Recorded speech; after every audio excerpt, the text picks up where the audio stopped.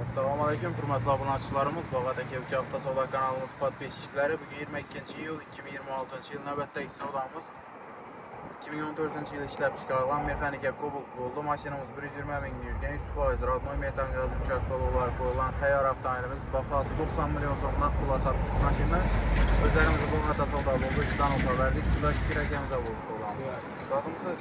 Model iştirik. Bağatımanda Türkiye'yi hafta savdada şöyle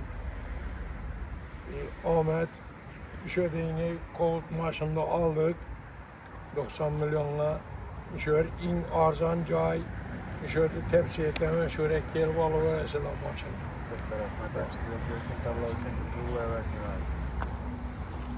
Güzətəmiz satqan avtomobilimiz 2014 100% radnoy maşın 120 min probek baskan 4 paket yumuşaq balon metan qaz həm müəccitə al maşını baxası 90 milyon son nağd pul oldu. Özlərimizi bu alıcıdan opa verdik.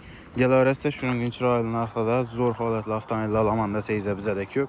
Nağd pul kredit barter variantları arqalı xərid qısa azab oladı. Əmmələricə Bağatdakı Evki Hafta Savdağa gəlişləri istəfsə qılamız. Satıladan maşınları olsa Məkkəlinə dostlar. Bu maşının nam satığa gələnə 2 gün olmadı. Ucuz savdasını qıldıq.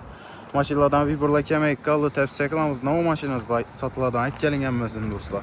Alamız gəlişib özlərimiz nağd pula xərid qılamız. Bir iki son raznicası bilən bərsəyizə dostlar. Ya bu masam işim qıstaqlı məs satıb bərsən yan baladı dəsəyizə şödə qoyub çırayələtib reklamasını qılıb həmə maşınını satıb bərəmiz. Nağd pullarız, qollarıza bərəmiz. Uzaq 2 gün, 3 gün xuda xalasa. Onun aşırımız. Kütəmiz əmələriz. Like basıb, güzətib barsalasa şunun zor mənfəətli videolarını qoyub başda davam qılamız. Rəhmət.